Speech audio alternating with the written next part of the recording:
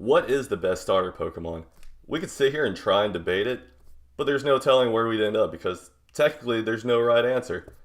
But I mean, opinions based off of typings, designs, nostalgia, that's good enough for us here. So anyways, I'm Eric from StatBoost, and here's our video for top 10 best starter Pokemon.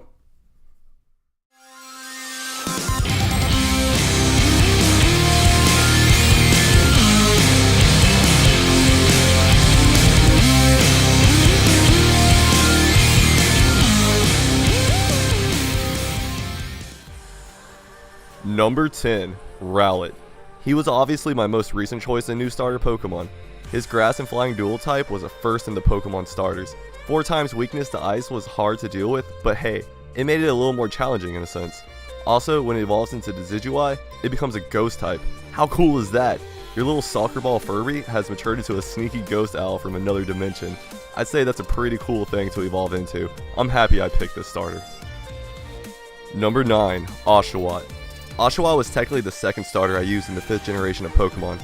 My first playthrough in Black and White, I chose Snivy, but when I played Black and White 2, I had to go with Oshawott, which in my opinion was definitely the better choice.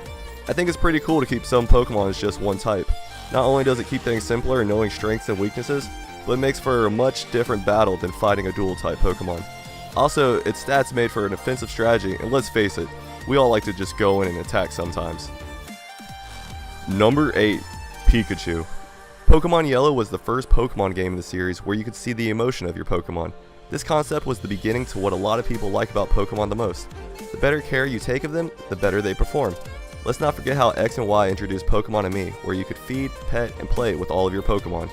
It was also the first time a Pokemon could be seen follow you in the open world.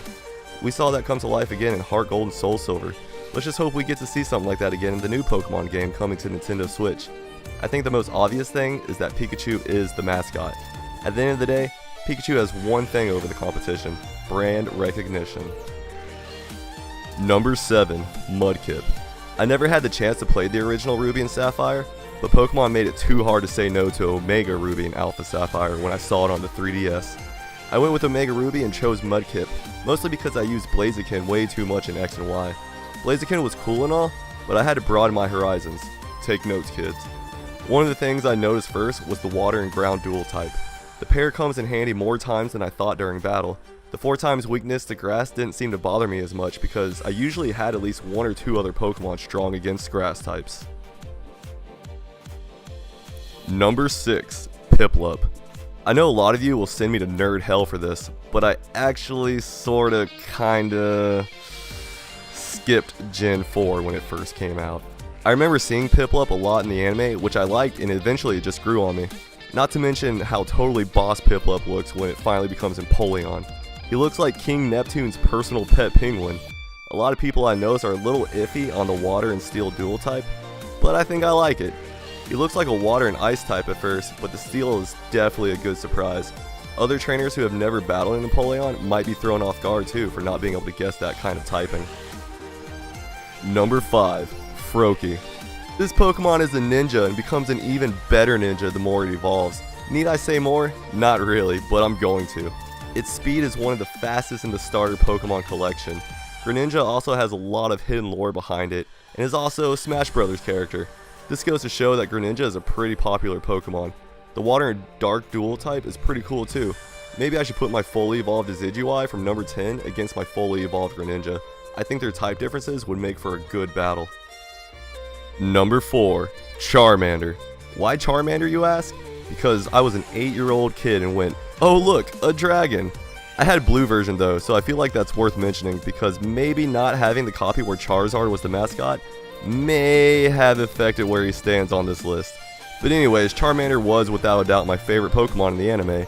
But between the first 2 gyms, it's really annoying having Charmander as your starter because it's weak to rock and water type Pokemon. But if you're able to get over the learning curve, you'll be greatly rewarded. It has the best stats of all 3 of his fellow starters, not to mention when he fully evolves into Charizard, he gets 2 Mega Evolutions and rightfully assumes the Dragon type in one of them. Charizard is arguably the most well-known Pokemon next to Pikachu. His all-around awesomeness puts him at number 4 on our list. Number 3, Squirtle. If you recall in X and Y, you can choose one of the 3 original starters early in the game as well. I picked Squirtle and he basically replaced my Chespin for me. The Squirtle squad in the first anime was cool. It was like Teenage Mutant Ninja Turtles but with blue water shooting turtles that evolve. Blastoise is a mean looking Pokemon which adds to his tough and coolness factor. He quite literally becomes a tank of massive defensive power. And his Mega Evolution, more tanky, more guns, more epic. Number 2, Totodile. Generation 2 is my personal favorite. As a matter of fact, I'm playing Soul Silver right now. One of the best things about Totodile is the moveset. Seriously, look it up. Totodile, and Feraligatr really, can learn a lot of crazy different moves, making everyone who uses one to strategize differently. Blastoise may look mean, but does not look nearly as scary as Feraligatr. He's a 7-foot gator monster walking on 2 feet that can attack you with almost any type of move. Terrifying.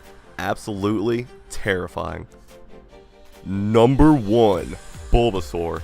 If you've ever played a mainline Pokemon game, no matter which generation you played first, picking your very first Pokemon is something that just seems to stick with all of us. I remember being just a little kid when me and my older brother shared a copy of Blue version. I know some of you remember that, having to share that one-player RPG with your sibling. Now all of these kids have their own separate copies and systems. Are these kids spoiled or am I just jealous? The world may never know. Anyways, my brother picked Charmander and ended up getting too frustrated or bored or something. So I ended up starting the game over and I picked Bulbasaur. Little did I know that it would make for the easiest pick of the 3 to progress through the game. But I didn't care, I was 8. Bulbasaur was a great pick for beginners, and at that time I was just that, a beginner. It helped me learn the basics of the Pokemon battle system, and is part of the reason why I started to love the game so much. Moves like Sleep or Poison Powder showed me that just having 4 attack moves was not the way to go. Mega Venusaur may not be the coolest Mega form of the bunch, but it's a wall. Fighting Mega Venusaur can be pretty hard to take down if used by a veteran trainer. And don't get me started on how excited I was when I first saw Solar Beam. I remember thinking to myself, it got all Dragon Ball Z up in here! And I was hooked. Bulbasaur is number 1 in the Pokedex for a reason. Well, that does it for today's video. What are your favorite starters? Let us know down in the comment section below. If you enjoyed this video, check out our YouTube channel. Be sure to share, like, subscribe, comment. Let us know if you like the content that we're making. Also, if you want us to cover anything specific, just let us know too. This has been Eric from StatBoost. Until next time, my friends.